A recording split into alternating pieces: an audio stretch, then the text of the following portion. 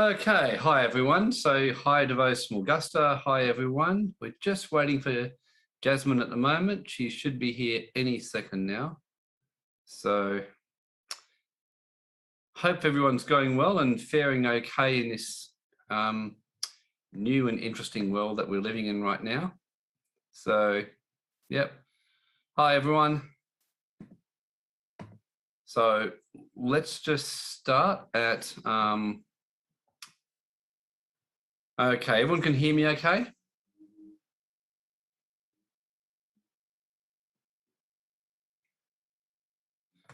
Okay, yep, people can hear me, good. Okay. Awesome, so great to see you all, everyone. And like I said, just excuse, we're just waiting for Jasmine to come on, who's going to be interviewing me. So she had a slight technical issue. I'm just going to promote Jasmine to a panelist. She's here now.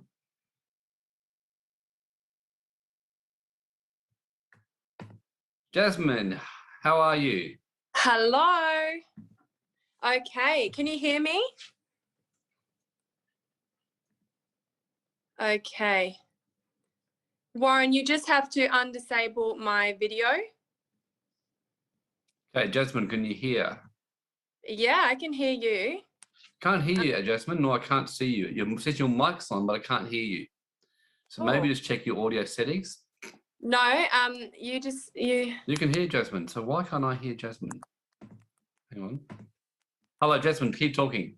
Hello, can you hear me? Yes, I can. Okay, I can hear you. Okay, good. So you just need to, it's just saying that you've disabled me. Thanks, Warren. No, I haven't. Yeah, you cannot start your video. God, what? Yeah, okay. It's interesting. I'm trying to start you, but it won't let me do it. It's, I'm trying to find you permission to do this. Okay, so this is really annoying. We don't normally have these technical problems. At least we can hear us now. Video settings. Let me just check the video settings. I am a history woman, Deb. You're right. Okay. Why can't I cannot find out why it's not letting me. No. Do you want me to try and jump on my laptop as well? Yeah, try and jump on your laptop and see if that changes things. All right. Maybe if you just want to start and I'll jump back straight in. Okay, everybody? Just bear with us. Okay, just bear with us for the next 30 seconds and just keep on this one, Jazz, just for the moment. Okay, you've gone off. Okay, I'm just having a look to try and see what is going on here and why it is doing this.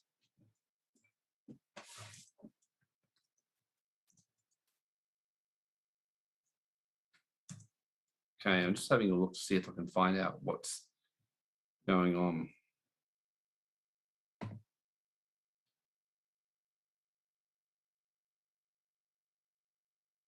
Okay, it's saying here in the participant list, click more. Okay. Okay. Okay, I think I've solved the problem when Jasmine comes back on. So yes, the beauty of Zoom. Okay, so. Okay, yep, I shall just make you a panelist, Ed. Okay, like I said, it's just been an interesting day, mate. This just shows me this is an important topic when you're having interferences like this. So maybe Gladys has masked me, yeah.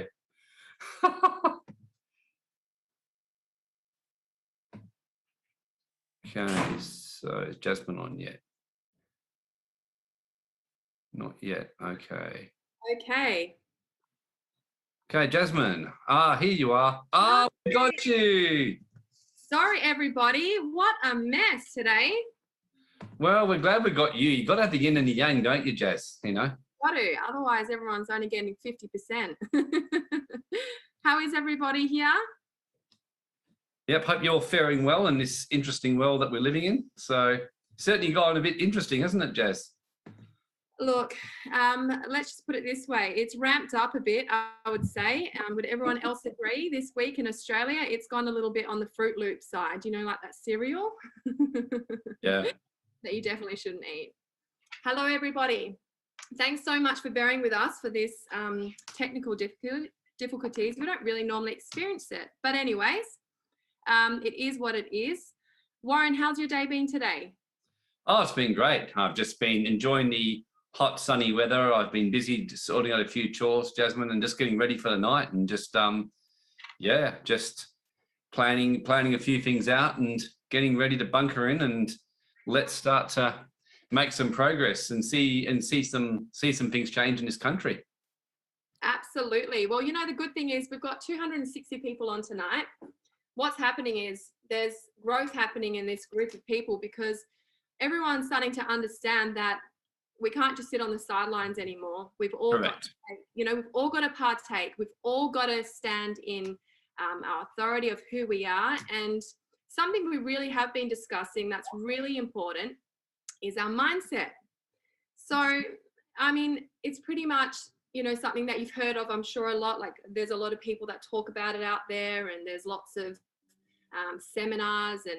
But at this moment, with all the pressure, let's think of us, Australia, a bit of a pressure cooker, and it's just pressuring every week, and it's getting a little bit harder or more difficult, or people are being coerced for certain things. My phone hasn't stopped. I don't know about you, Warren, but social media is going crazy, and people are really starting to realize that all of these things they've been talking about, or we've been trying to explain, or they've been trained for, this is the moment we have to start to use it.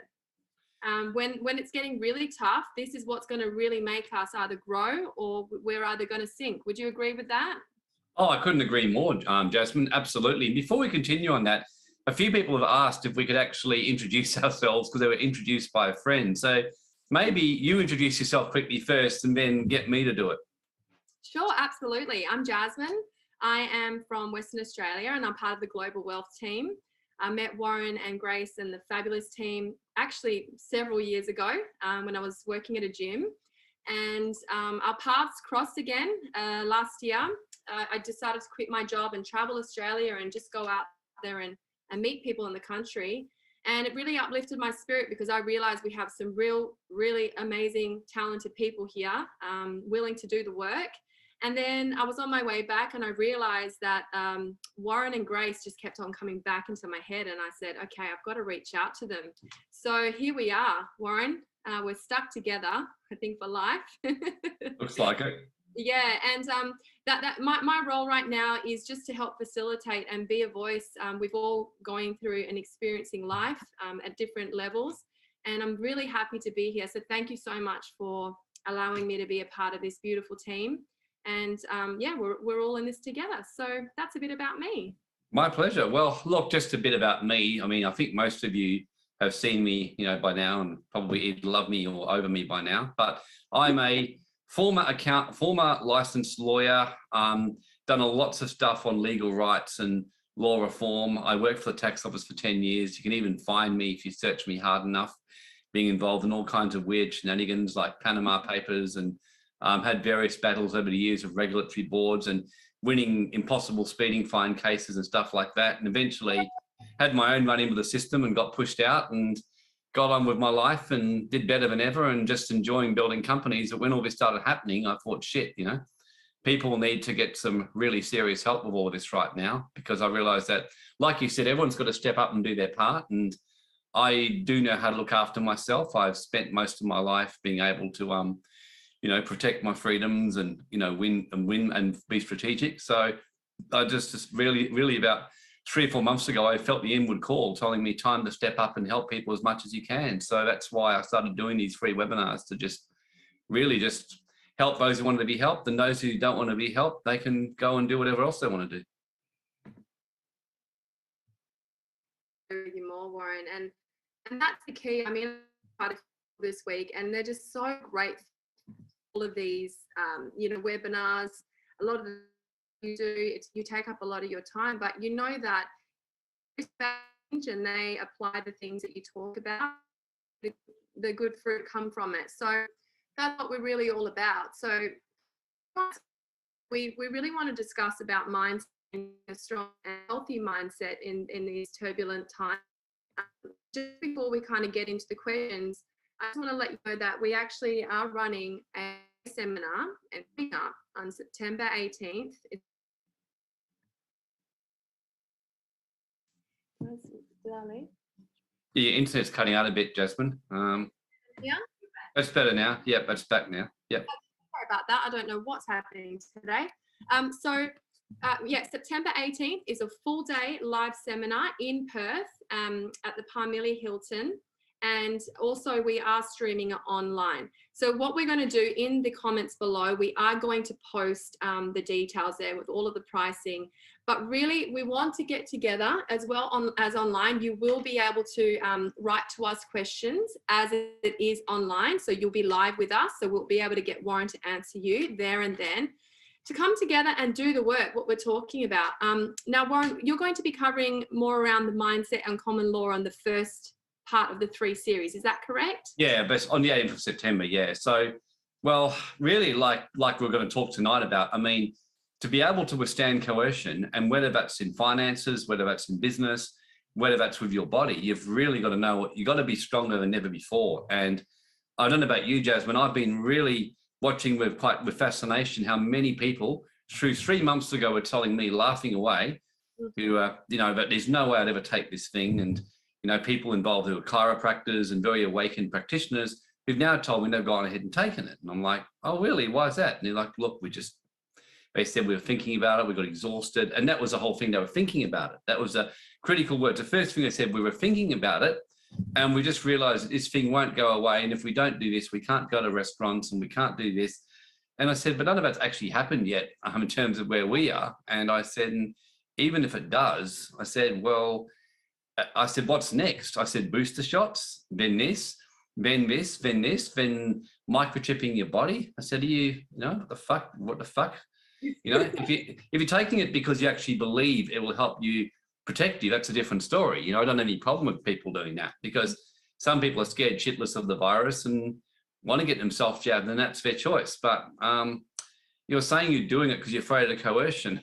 You're heading down a world of pain and slippery slide. So yeah, mindset to me is everything. And that's why learning about that and just basic, because common law rights isn't just knowing a whole lot of legal letters and sending them to your boss. It's about the way you think. It's strategic. It's being strong enough to buckle in for the siege and know that you're not going to win overnight. And that takes strength and that takes planning.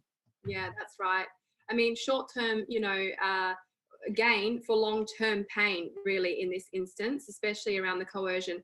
So before I was going to talk a bit more about the different types of mindsets, but since you mentioned coercion, the threats are real to lose your livelihood. The threats are real to lose, the money that's coming in, that's paying your mortgage, that's looking after your kids. I mean, the frantic is so surreal, especially in the East Coast. I see that there's quite a few people here from Sydney tonight. Our hearts are totally with you. We're thinking of all of you, especially in the East Coast and Melbourne. What do you suggest? Because you talk about the mind, you talk about, keeping yourself, what you think is what you're going to do. So how do you think right now in a place where you can position yourself to withhold this? I call it a nightmare, really. It's a nightmare. So what's your question, Jasmine? Just what things? That's a good. So you're talking about your mindset. Yep. Talking about, I'm over in the East Coast. I've just been told I'm going to lose my job. It's happened here actually in Western Australia as well. Yep. And I'm going to lose my job. I'm not going to be able to pay my mortgage. How do we address our mindset there to be able to withhold and withstand through this nightmare? Because a lot of people, It's a nightmare for us all.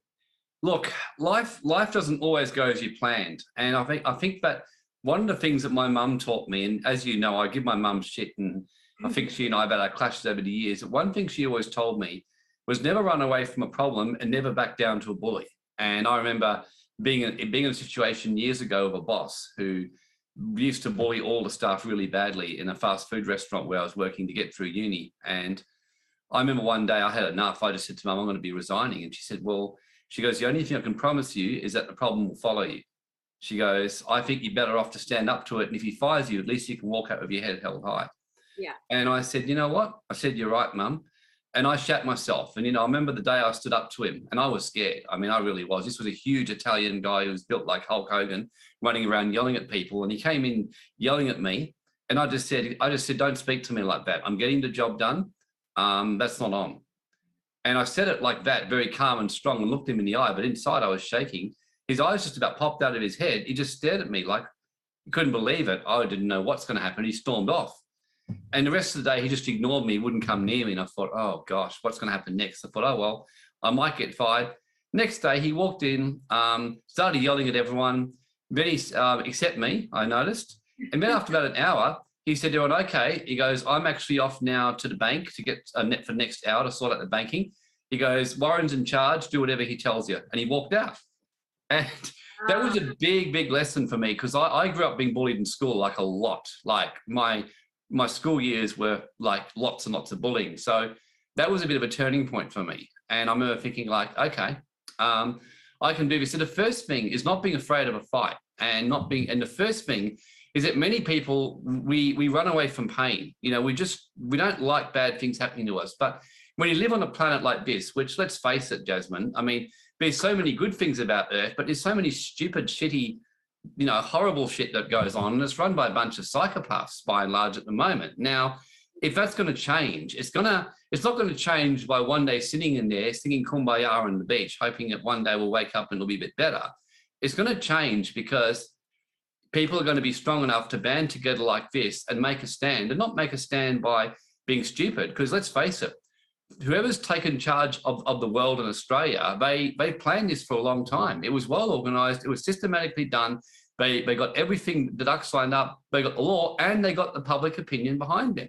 So to this day, more than 50% of people still believe that you should get vaccinated. Like, if you actually study all statistics. So this is going to take a lot of strength.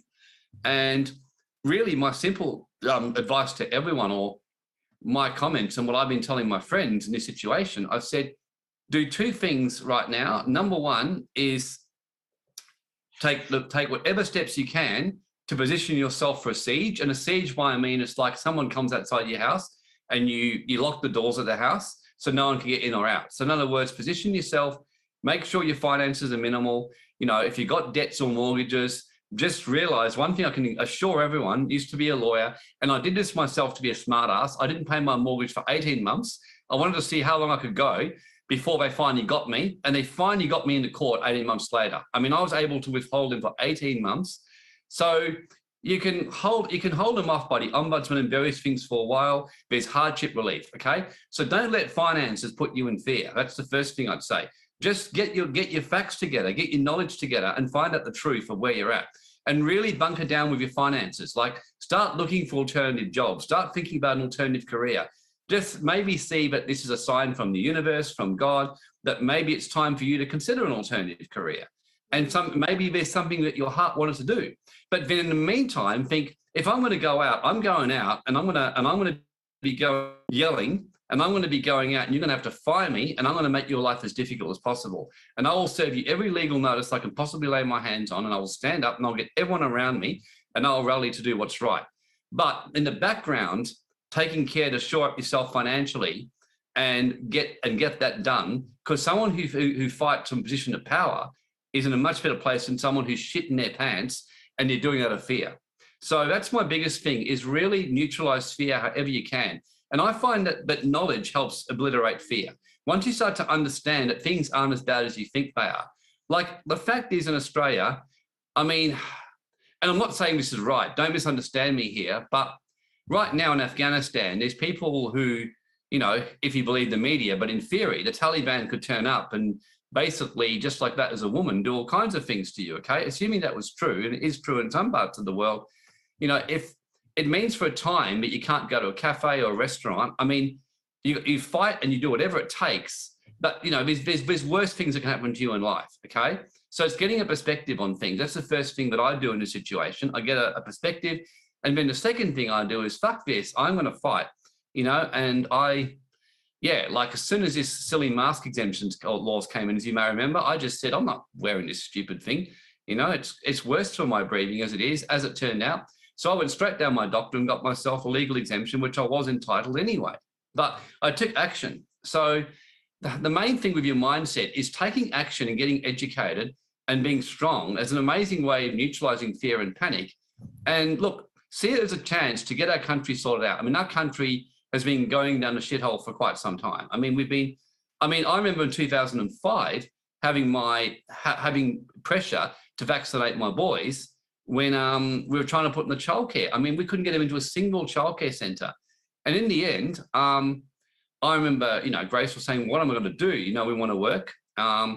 And I just said, well, there's always a way around this. And then I just got this idea one night. I woke up and said, I know what I'm going to do. And I put an ad on a thing for a uni student looking for some part-time work. Someone immediately applied. I found a uni student happy to take a bit of cheap cash, and she helped us out and turned up. And then as it turned out, we were able to get Grace's mum to help out.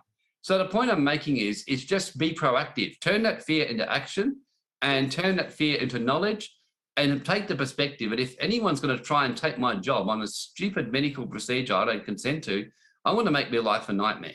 Don't be nice about it. At the same time, don't run around don't do it out of fear. But I wouldn't be nice to someone doing that. Like if my kids are in school and someone was trying to mask up my kids, I'd say to my kids, just turn up at the school, deliberately walk into the class without your mask on. And if you're told you can't be in here without a mask, just calmly say, thank you for the day off school. That'd be great. I'm off to the park, and walk out of the class. Yeah. I said, it's time to stand up to bullies. It's honestly nonsense. It really is. Yeah, absolutely.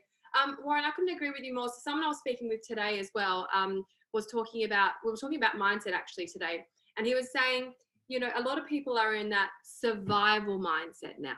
It's just like, Yeah. I got to survive. I got to get through this. I'm freaking out. That fear is just so big. I mean, the amount of people I've spoken with this week, they're like, what do I do? Where do I go? And we understand that. We all understand this. But it's about changing what you just said, Warren. It's about changing that fear into action, about taking action, knowing your rights, and I guess about talking about survival mode.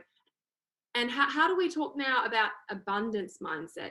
There is time for a positive mindset. There is time for a growth mindset. So how would you switch this survival mode into these other mindsets that are actually going to make you proactive, and they're going to change and give you that strength for the fight? Look, there's a universal law, which I've learned, that most of the religious teachings and spiritual teachings are about you're always abundantly provided for. Now, and I'm talking from someone who went through a number of years of severe financial challenges. Like I had a major health condition, Jasmine, in 1998 with autoimmune. And for about 5 years, and even beyond that, on and off, I was having, when I say problems, really big problems. Like I got chronic fatigue, I got fibromyalgia, I got all kinds of stuff. And I got to a stage I just couldn't work. And eventually I was literally living by faith. I can remember at one stage in 2003, we had one son, we had two on the way, and we had $65 in the bank account. We had no food on the table. And I remember that was the one time I saw Grace get really scared and start to cry. And I was a bit too. And I just said, look, we'll be fine. Let's just trust. And, let's just keep doing what we know we're going to do. And then miracles happened and it started working out for us. So the only way, survival, unfortunately, as soon as you get into a survival mindset, your fight and flight kicks in and your logical brain switches off. And this has been proven by all kinds of stuff. It just doesn't work. Your ability to think creatively switches off. So I remember when I first learned, and I went and did various workshops, the one thing I was always taught, and I remember Jim Rohn saying this, always never ask, he said, make it, God, make it, easier. It's like, God, make me stronger. And that was one thing he said. The other thing was, there's always a way, and I know the answer. He would say, just say that. And I would say this, and I can remember when I had this health condition, I couldn't see a way out at one stage. I mean, I'd been 5 years chronic sickness. I couldn't type on a computer without severe pain. I couldn't do hardly anything. I had all kinds of stuff going on. And I just kept saying that there's always a way. And then things started happening, like strange things. And next minute, I met someone unexpectedly and someone else. And suddenly, just before that, I was healed miraculously at what happened to me. And then we found ways around things. And I remember even having everyone telling me about the doctors with the mask exemptions. They weren't giving it. And I just thought, well, I'll get one. I just decided that I'll keep going around till I find someone. And the first doctor I saw, who I told it, and I didn't lie to him. I just told him the truth about my asthma childhood. He goes, yeah, fair enough. I'll give it to you. Like, no question, and gave it. So the biggest thing of abundance mindset is that, and I've been teaching this to a lot of my friends. I'm saying, like, for example, one of my friends today who I went and saw, chiropractor, and I was getting a treatment with her. And she goes to me, well, you know, inevitably that's going to hit WA, don't you? And I said, well, if you believe it and you want to start thinking like that, I'm sure you'll pull that off.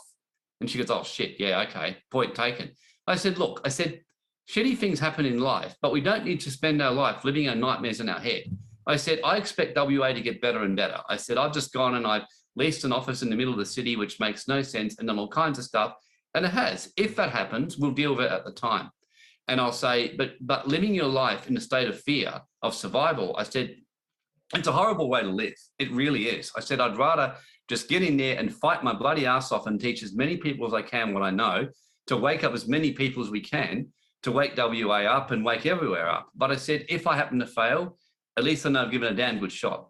And when you've got a purpose or project, you know, you'll find a survival mode. You stop thinking like that because you get a reason for living. And who knows, maybe for many of you, this will be your reason to step up. And, you know, maybe all your life you've been afraid to speak out to your family members. You've been afraid to speak out to Aunt Mary at this family function. You've let boyfriends or girlfriends mess you around. Maybe this is your moment to step up. Yeah. So that's how abundance comes in, just knowing that you've got the tools in you. You really do. Yeah, definitely. Something that you say quite a lot as well, in these times when people think it's the end and we're all doomed, actually no, there's a lot of potential, and there's a lot of areas where you can invest or grow or take time for yourself. For example, if you are in a lockdown area, maybe it's time that you can pick up a new hobby or start to look at things that are going to fill you with joy and also give you a way out of this. So we have a lot of people, Warren, as well, you know, who are well known out there maybe, or they're really into the love and light of things. They're really like, everything is just all about peace and love. Is there a little bit too much, like too far on that side as well, that people can get caught up in, that they actually don't live in a bit of their reality? Because I've seen that, and I think that can be something that can hinder you as well from taking action or having that growth that you need. Just talk a bit on that, because that is something that is probably the world quite a bit, and it's getting people a little bit stuck, I believe. Well, as I said, Jasmine, the world needs masculine and feminine, okay? It needs men and women, like together. It's like you and I together. I mean, the woman sees the world from a different place than men do. Men see it from a different. The women hold the receptive, the powerful energy. Men in that masculine, logical energy can get out and take action and fight or do whatever. Both are needed. So yes, you do need a bit of love and light, a little bit of comfort, and a little bit of caring. And there are many great women right now who are providing a great nurturing and a great comfort for people. But love and light people are what I call people that are completely overbalanced in their feminine energy, to the extent that they just basically become plain stupid. You know, they just don't see reality, and we're living in a fantasy world. So the balance is, look, I expect a better world. You know, I expect a greater planet. I'm expecting things to get better from this. When I look back over my life, I've been through some ghastly times, but I've always come out a better person from it. And I expect planet Earth over the next 5-10 years will come out a much better place from all of this. But as we go through that, it doesn't mean it's going to be easy. It doesn't mean that it's just going to happen magically. It means we actually are going to have to, you know, see the truth about the negative things in the world right now. You know, we really, I mean, some of the things these politicians are doing is just, it's atrocious, you know, and it's a bit like, you know, for example, an example I would give there, it's like a pedophile, you know, like, do pedophiles deserve the opportunity, but if they really want to transform and change, to be listened to and get help? Yeah, they do. I think they do. And I have a friend who is actually a psychotherapist who in WA, who helped me massively. And he was the only person they would send rapists and serial killers to, because he would actually get results from them, because he would work with them without judgment. Does that mean I condone their actions? No way. I think they should be, you know, myself, I think they should either be killed or jailed or beaten with a whip like 40 times. You know, I have very strong views on that kind of stuff. So it's the same here. Do we expect a better world? Absolutely. You know, do we, you know, try and find proactive solutions and see it from the positive? Absolutely. But it doesn't mean we sit there and let this kind of stuff go on. No, and to me, I think where government are being very clever, and I said they would, is they'll put the burden on the businesses. You know, by and large, they won't enforce it as much as the businesses will start doing it. So I personally think that the best way people can stand up is almost make a decision. I won't support businesses that actually make this policy. I won't support them. And that's an inconvenient change. Like, I'm going to have to change health insurers, but I'm going to do it, and things like that. Yeah. I mean, today, I don't know if everyone saw, but in France, they've actually had to pull back on some of their restrictions because of the resistance, and people were not supporting these businesses that really had just horrible, regulations. They wouldn't let people in without certain passes or without wearing masks. So these things collectively do make a difference, but most importantly, you've got to protect yourself as well and protect your energy. Let's just talk about habits, Warren. I know you have a lot of habits in your life that have created you and made you a success that you are. What is, at least name 3 of those habits that you are non-negotiable about every day, whether it's a good day, a bad day, so you know that you're setting yourself up for success and putting your mind in a place where you're going to be productive? That's a good question. Look, I just live my normal life. Like, I can remember, even when we have had lockdowns in WA, I've just gone for my walk, gone to the beach. I have my daily walks. I have my daily exercise. I watch my daily baseball while it's on. I have a very strict diet. I regularly watch what I'm thinking. I'm like, every day I think about things I'm grateful for. Every single day I'm walking around going through the things that I'm loving about it, looking at the positives, always trying to find positive ways how I can help my community. The main habits I do, Jasmine, is keep busy with serving. I keep trying to find new ways to serve, keep asking myself, keep spending time with people that I love, just getting on with life, and by and large living a really, really normal life and looking after my health, eating really well. By and large, I live a very boring life, some would say. I just wake up, do my Pilates regularly, drink lots of water, eat a very disciplined, healthy diet, get regular maintenance treatments, keep working on growing business, and keep working on teaching and doing webinars, and keep trying to find ways to help people. And that's a habit. The best habit you can do is just, find some daily things you can do, and really watch that pigeon on your shoulder. Was what someone once told me. A very wealthy friend of mine said to me, everyone's got a pigeon on his shoulder that chirps in your ear. Yeah. And when that pigeon starts chirping, flick it off. So negative thoughts just don't help. And probably one thing I would say on that, Jasmine, is that if you think about it, does worrying about what's going to happen and thinking negatively about all the bad scenarios actually solve anything? No, it just makes your life a lot more miserable than it would be otherwise. So you don't ignore it, but you're better off just to enjoy life and put your focus on changing what you can change right now. And certainly, if I was in a situation with that job right now, with my job being threatened, well, the first thing I'd be doing is that, I would be going. I will say this. I remember and just to show, I'm not just saying this, it's easy to say this kind of stuff when you're in a good position, but 7 years ago, I went through an extensive audit of the Legal Practice Board. They made my life misery for like 2.5 years because I'd been winning all kinds of cases of freedom fighting. And sure enough, I got plunked into the radar. And I was even visited by a cop in WA. And it was a very friendly visit. And he was quite embarrassed, but he actually told me they were going to make sure I won no more cases. So the whole system, I was pretty much told the system is now going to turn on you. And I started losing all my cases. I had a regulatory audit. I had a tax audit. I had everything hit me like a ton of bricks. And my law firm was very, very, very, very prosperous. I was making a lot of money from it. And I remember one day realizing that my biggest vulnerability is I rely on my law firm for my income. And I thought, shit, what do I do? Because this is just getting really difficult now. I was really getting into some trouble with this. And I remember going to America, and I'd really got to a clear state of mind. I was on a mountain in Sedona. I was just in a really deep state, and I just suddenly knew what I was going to do. I thought, fuck it. You know what? I'm going to go back, and I'm just going to I'm going to announce the closure of my law firm before I can change my mind. And I did it. And I was shitting myself because I was basically walking away from a like $300,000 or $400,000, minimum income a year. And I thought, okay, so what do I do? I didn't know, but I knew that by doing that, my vulnerabilities were less. I knew I was in a better place. And I remember it took me 9 months to shut it down. At the end of 9 months, I still didn't have an answer. And so every day I had to go down the beach to keep my mind from panicking and just keep giving thanks and knowing that the universe always provided for me and that I was living in an abundant place while still looking to take action. So every day I was thinking, what can I do? And I was thinking of more ideas. And let's maybe try this. And I'll do some webinars. And I started trying different things. And then about 2 months later, the answer came to me. I met this particular guy who I felt led to get to mentoring with. I had to invest a lot of money with him I just didn't have, but I took a risk. And within 3 months, I was making more money than I'd made as a lawyer. And it was just working for me.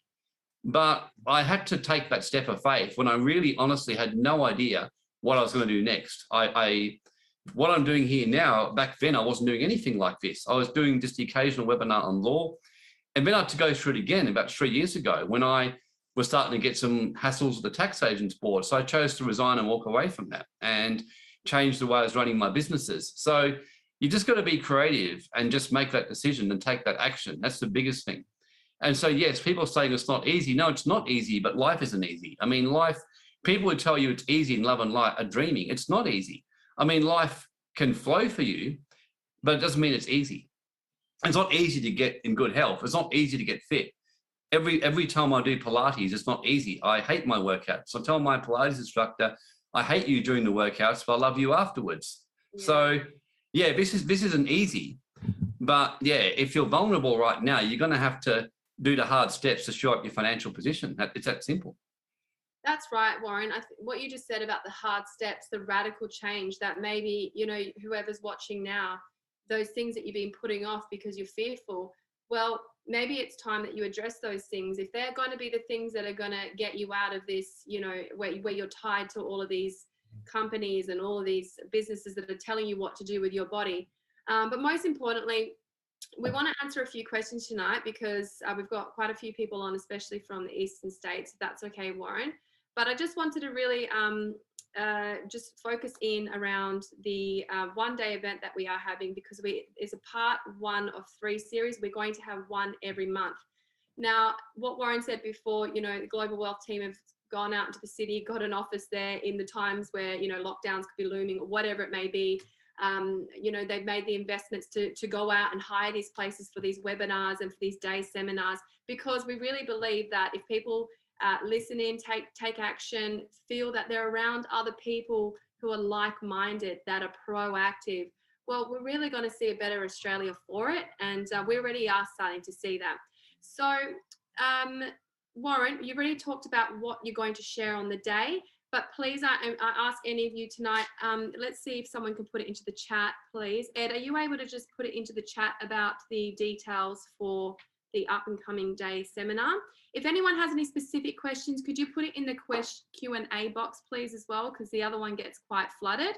And I'll ask you one of them that are here already, okay, Warren, if you're all right with that? Yeah, no, ask the questions, please. I mean, yeah, I mean, we've had to kick out a couple of people because, you know, when people just keep posting links and silly stuff, as you know, we just do that, Jess. So, you know, just put intelligent comments in the chat, please, everyone. Don't kind of go off on a rant. Yeah, exactly. Okay, so one lady actually just commented. She said, we decided to homeschool now. Some friends have joined at our home. We're employing a teacher. It's cheaper for us and all the kids have a fun day. Isn't that awesome? That's a good one. Yeah, Alice. Well done, Alice. That's what we did. Best thing we ever did was homeschooling. And what we even did was we got a little bit of help from a tutor initially, Alice, but I just sat down with the boys and said, you know, we're running a business. We can't teach you full time. You guys are going to have to take some of the load and do the research. So we got them busy doing the research to work out the curriculum, come back and do all that stuff with us. So they learned sovereignty. So I think it's great. I think that homeschooling is a great way of the future, because the best way of speaking out is pull your fucking business from these places, withdraw your business. I mean, the reason why they're pushing back in France and Russia and they're changing restrictions is not because the government woke up and go, oh dear, you know, we really shouldn't have done that. We're so sorry. It's because people stopped going to the businesses and they were going broke. So if companies are mandating jabs and lose half their best staff or 1/3 of them, and then they're losing income and they're losing customers en masse, they'll change their mind really quick, like really quick. Yeah. I mean, even in Western Australia, we already know we're having problems here in our hospitals. Exactly. Yeah, I already know of at least 150 to 200 healthcare workers in Western Australia that will stand up for their rights. So please do, when you do feel coerced, make sure you are reaching out to others, get that support, but most importantly, don't let the bully get you, what Warren said before. Okay, the next question. It was just about a friend. She was saying she's a cop and her job has made it mandatory, which we already know. She doesn't want the jab. She's extremely worried about being forced. What can she do? What advice do you give? So you've already talked about that, but is there any organizations you've heard out there, any specific letters that you know of? What do you kind of suggest, Warren? A lot of people are sharing a lot of different videos. So what do you suggest? Look, yeah, most of those videos are stupid. I mean, they really are. I mean, there's some good stuff out there, but most who know me know I have a rule: don't send me videos or don't send me petitions. Those are my Facebook friends. And most days I'm blocking someone on my Facebook page because I just can't be bothered with it. Because the problem with information is you can get information overload. Most people, when I ask them why they're scared, it's because they keep reading social media and watching the stupid videos. I mean, you remember, Jasmine, I had people adamant that at the end of August that the whole of Australia would be locked down and the army would be on the streets all over Australia. And I was also told that the truck drivers would mean we wouldn't be able to eat. And I said, absolute bollocks, I said. And I just, said absolute nonsense. I said, that's just some idiot sending out things because someone else said something. And sure enough, none of that's happened. 1% of these things actually happen. So what I'll tell you, like I don't know if anyone's heard of AFL Lawyers, but AFL Lawyers are a law firm along with Concerned Lawyers Network who are stepping up to help people. And AFL Lawyers have got this really good template, which they've actually made free available to everyone to use. And the AFL Lawyers template is like a letter that you can do. They do say, obviously, you've got to get your own legal advice, but they do a letter as a giving back. And I've read their letter. It's a good letter. It's probably a bit more wordy than I would like, but I like to keep things simple. But they cover the salient points. They put the pressure on about the jab and things like that. And so that's definitely one thing I'd be doing. I mean, if I was your friend, with the cop, I would be, number one, I would be definitely seeing a lawyer, having a chat with someone, like AFL Lawyers or someone. I would be getting that letter to hit that template, and I'd just make a decision. I'd find out anyone else who's also cops, who are really, really good, who, so anything like that. Like they just to do everything that you can, but at the same time, taking action in the background. In the worst case scenario, you have to step down from your job for a time, but you're going to be financially okay. Remember, these things don't always go forever, and often they actually don't go forever. They really don't go forever. And a lot of these things, like when the unions got the results they get because of their willingness to strike and go through pain to force the employer to change. So there's every chance it might change. So the best thing you can do is get a lawyer, get yourself these letters and start hitting these letters and get some support. And just make sure that they know that you're going to make their life very difficult and you're going to basically fight them all the way. But at the same time, definitely taking some defensive action at the same time. That's what I'd be doing. Yeah, great advice. Absolutely. Thanks, Warren. Just going through a few other ones here, just trying to just know if there's anything kind of like around creating income specifically, or wanting to make some decisions or know more of your rights. That's why we run these specific day seminars. So I highly encourage you to join up for the seminars for that, because we go through that a lot more thorough. This is a Q&A tonight, but we can't really, they don't really give financial advice, etc. So just please take that into consideration. Now, what's the next one? What can I do if an employer is requiring me to show proof of vaccination to keep my job? Is this happening now, Liz, already at the moment?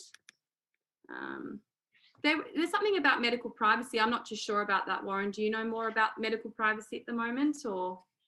It's an area I don't know as much about, Look, my understanding from the AFL Lawyers and other places is there is certain medical privacy that's protected.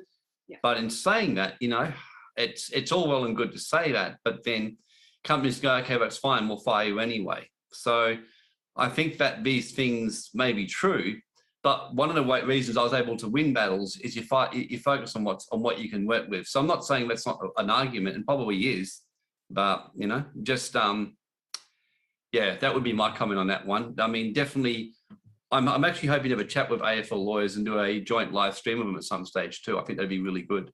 Yeah, that would be excellent. Yeah, I think any questions directly around certain specific laws, it is good to talk specifically with a lawyer that's practicing right now. Is there anything else that you're seeing? I just saw something else. Someone else put a good comment in the chat, how Mark Latham is actually suggested, there's a form you can complete, the ceasing correspondence and release of information to beat the Baspian passport. So, yeah, like I saw that, I was interested in it. It's Commonwealth.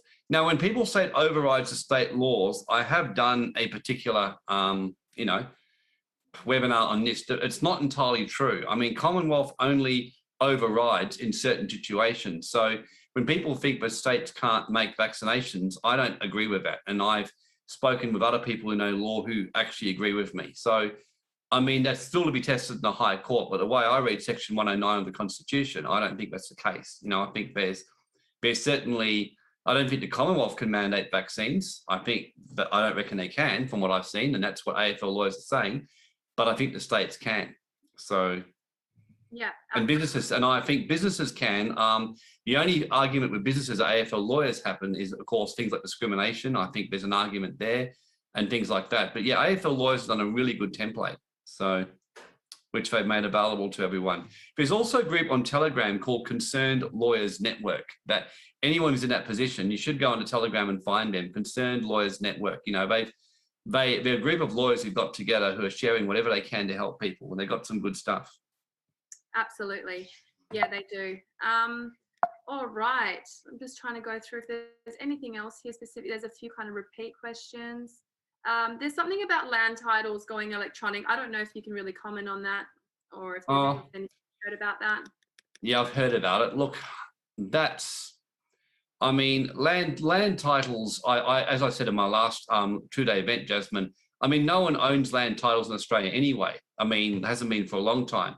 It's the way the freehold system works, just that most people don't know that. So, and now, of course, what they're doing, though, is they're moving ownership from the Crown and moving it into corporations. So, like I know Queensland changed it from the Crown, which is the government, to Brigalow Corporation. If you want to know who that is, I don't know, but you can only presume it's some people hidden away in Europe who are doing that. So, do I think there's something fishy? I think most probably. Yeah. Do I think there's a chance that governments could take people's properties of them? I think that's a very real risk, and it's why I don't do much property myself. For that reason, I think property is the easiest thing for governments to take. And yeah, that's one of the things we'll be definitely talking about in one of our 1-day events, quite a bit about property and all that kind of stuff. All right, excellent. Okay, we'll just see for the last question coming up, and then I'll let you finish off with some final words to uplift everybody. I know there's a lot of people over on the East Coast at the moment. As I said, Edward has put the link in for the up and coming seminar. The last one we did was fabulous. I've been speaking to people afterwards, and just the changes they've already started to see, mindset-wise, financially, and taking some radical change and steps has been awesome. So that's what it's all about, and that's why we do what we do.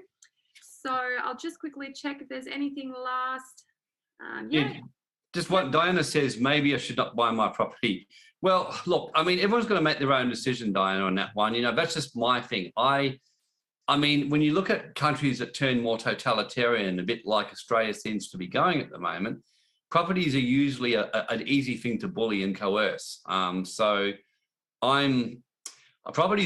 rights work very well in a free country, but don't work quite as well in a country like this. But in saying that, I'm not saying that it's not the right choice. You just got to take the risk and realise that if you buy a property, that's the easiest thing for governments to tax if they start running out of money, as New South Wales has found out to their delight. And the easiest things to just wake up one day and then just hand the rights over to some offshore corporation. It's very easy to do it with property. Yeah, absolutely. There's always risk with everything that we do. But yeah, like the home is rural, Diana says, yeah, look, I mean, regional property, if you're going to buy anywhere, you're probably better off to buy there. I mean, again, it's not my advice. It's just, there's a good reason why most of the elite are buying regional right now. in US, they're buying them they're buying rural, they're buying private islands, everything right now. They all are leaving the main cities. So. Yeah, absolutely. Well, I know you have another webinar tonight shortly, so let's just... I don't, but anyway. Oh, you don't? Oh, okay. Sorry, misinformed there. Okay, is there anything else that anyone would really like addressed before we close up? We like to keep these a little bit shorter and sharper, especially after an hour. If there's anything there. When are we going to talk about medical coercion? Yep, we have been talking about medical coercion. Yeah, look, I mean, basically with medical coercion is just basically is just the whole idea of companies saying this to you. So the main risk, in summary, what I've been saying to answer that is just number one is, of course, businesses. And the biggest problem that I'll add with businesses, and why I think this is a problem for now, is that big fitness chains and that they're going to be pressured by their insurers. So even if the company doesn't want to do it, so I predicted ages ago that big companies and big corporations and big chains will probably go the path of forcing it on people because their insurers will push for it and they'll all freak out and they'll want to stay in line with the public opinion. I don't know if anyone saw Guy Sebastian today, but I mean, Guy Sebastian, he actually got up and apologized for putting up a promoting, and he actually said, I've been jabbed myself, but I'm pro people's choice. Now, it was a lovely speech by him. He said, I've done it myself, but I'm pro it. He's been hammered for it, like absolutely hammered. And people saying, you know, like, you can't do this and, you know, you should be promoting the agenda. And to his credit, he stood firm on an interview of Ray Hadley. But this is what's going on. And when people get into hysteria and mania, then everyone starts getting caught up in the stupidity.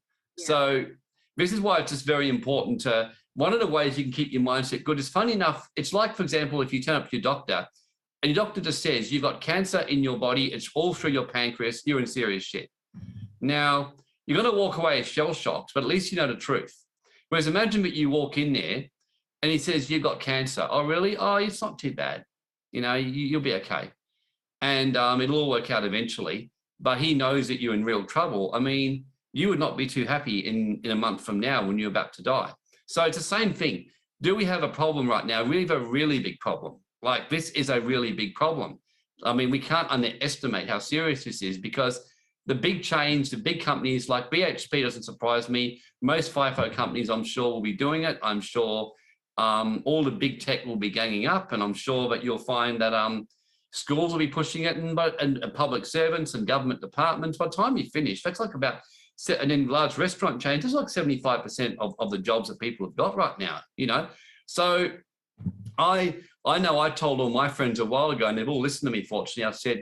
I said, start supporting small business, start living a more simple life, go more in your local community, start going to more local shops and local veggies and local greengrocers, and don't go to the big chains as much as possible, and just do that. And so we've noticed that by doing that, or if you're going to get a job, get jobs in smaller places, find a way to get yourself a new income. And look, it's not easy. I mean, but like right now, life isn't actually easy. Or, you know, find a job with someone and start looking around for other jobs. Rest assured, there's plenty of employers. I'm part of an online Facebook group called Perth Awake Business. There's 3,500 businesses on there. There's plenty of awake businesses right now that will happily employ people like you who are not wanting to do this and would love to have people like you. You know, if you're going to go in there and be good workers and, you know, work your and do that. So, you know, we've just got a, it's called Perth Awake Business, Rose. So Adam says bank bail-in-laws passed February this year. No, they were passed in 2018, actually. So they've been around for a while, unfortunately, Adam. So yeah, that's what I'd say. Just, that's probably the one thing I'd say to deal with it, is take as much defensive action as you can right now. That's the best guidance I could give right now. But the best mindset is, yeah, make sure you make these big companies' life difficult and stand up. You never know. If you push hard enough, my feeling is some will change their mind. If enough people stand up and hit them with notices and they realize they're going to lose good staff, they might change their mind. Chris Ellison, who's in charge of one of the big FIFO mining companies in WA, he's actually said, I don't think I'm going to mandate it. And he said, because he said, from what I'm gathering, some of my best staff might leave if I do. And I thought, brilliant, brilliant. So he's hesitating, whereas Andrew Forrest said he will do it. But now even Andrew Forrest has said, well, I'm not going to make it mandatory, but I'm going to make it pretty damn tough not to be. Yeah. And so that's because they're realizing they're going to lose some good staff. So you just don't know what can happen. I mean, it's all very well for them to say this now and carry on like lunatics, but when they start losing their staff, they're just under that deluded idea that people will just stay for their jobs and for their security. If they don't, like I said, you don't forget unions got success by striking. So don't underestimate it. It's going to end at some stage. Absolutely. So stand your ground. If that's something that you are doing, that you were shopping at the bigger chains, just change that now. As of now, change that. I started doing that over a year ago. I will not give my money to any big corporation, and especially anyone who's, you know, supporting this big agenda. And you actually feel quite empowered doing that, and you get to know your local grocer, you get to know your local butcher, and that's where great conversation happens. I've had some great, even with my local butchers, I asked them the other day, I said, oh, if you bring in this pass in Western Australia, would you be open to something like that? And they said, absolutely not. We would not partake in that. We believe in freedom of choice. So automatically there, I know I've got my local butcher on, you know, that will support people who want to choose. So it's just important to have those discussions in your community. There's a homeschooling community raised up. Like we're in the process, myself and Edward are setting up a youth sovereignty school, which you'll be hearing more about if you're part of our network and the Global Wealth Club. There's homeschooling networks come up everywhere.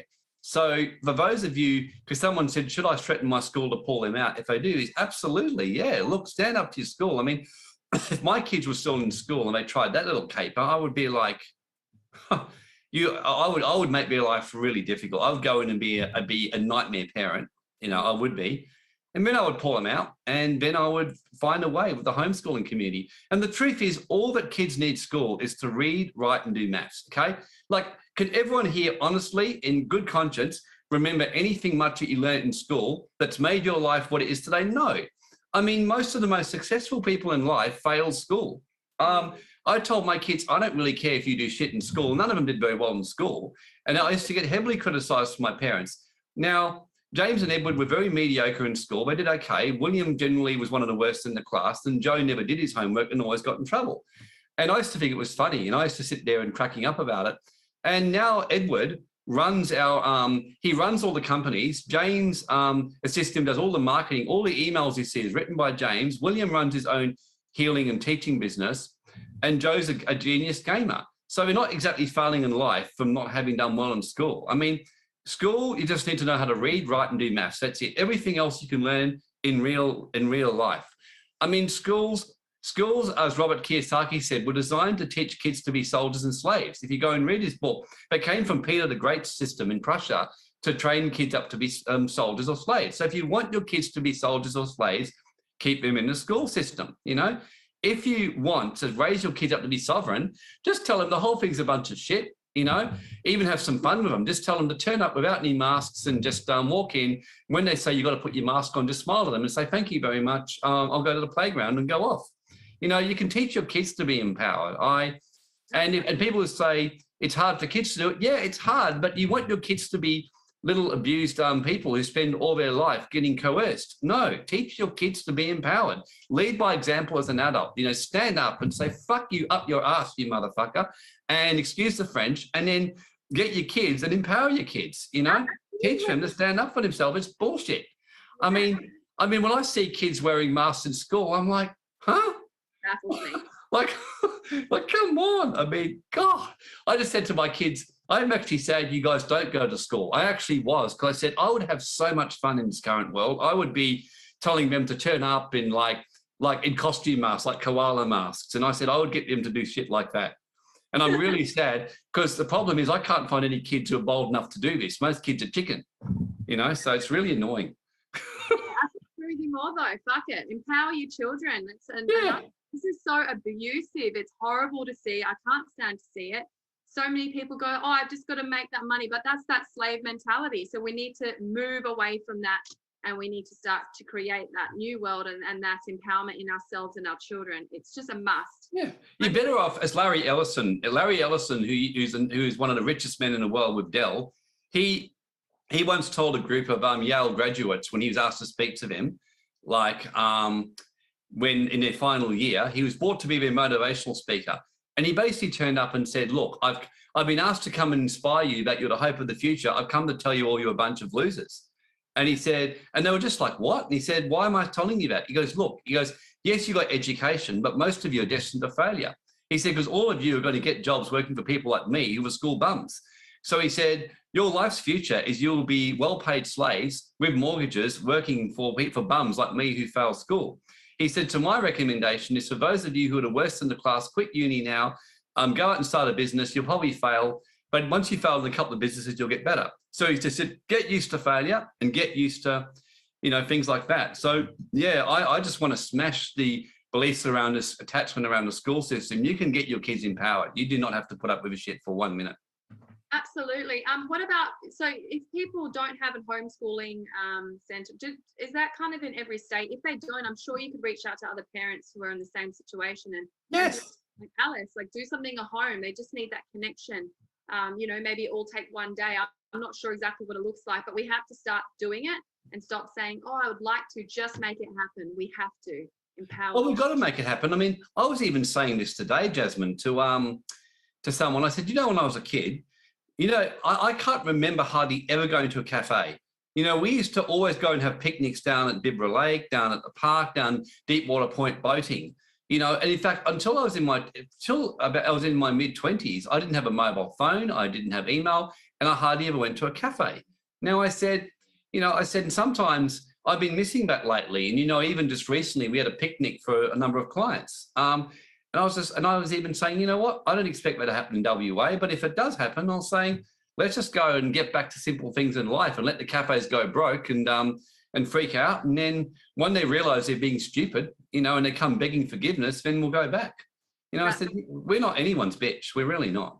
No, we're not. I mean, that's what they did in France. They had a picnic in front of the cafes. I mean, and they're just looking at that as complete lost money, and they realize they've been played as well, the businesses. So we've just got to outsmart it and be smarter. So yeah, that was my final words anyway. So you can do this, everyone. You really can, And if you come to the live event on 18th of September, you'll really, I'll be going into some practical detail there. Like how it's going to work is a morning, the whole day morning. It's going to be in person for Perth or live stream for people in the East Coast or in Perth for recordings. If you want to, the morning will be more about getting you the mindset and getting the foundations. The afternoon will be doing a lot of practical stuff and things you can do and stuff like that. So. And please, for everyone who has asked or will ask, there will absolutely be a replay. It's recorded. So when you do purchase, you'll get access to that afterwards. So you can play it as many times, pause, stop, whatever you need to do. So it's there. Awesome. Okay. Yep. Excellent. So Ed put the link there, I think. So thank you, Jasmine. And thanks, everyone. Thanks, everyone, for coming. Stand strong. And we look forward to seeing you again shortly. Oh, someone's asking where do we reach us? So look, I'll just put the link in here. globalwealthclub.org is where you can just email us at support@globalwealthclub.org. I'll just put it in here. Yep. But yeah, we've got the live event link as well, which you can go to. So, absolutely. So excellent. Thanks, everyone. Thanks, everybody. Take care.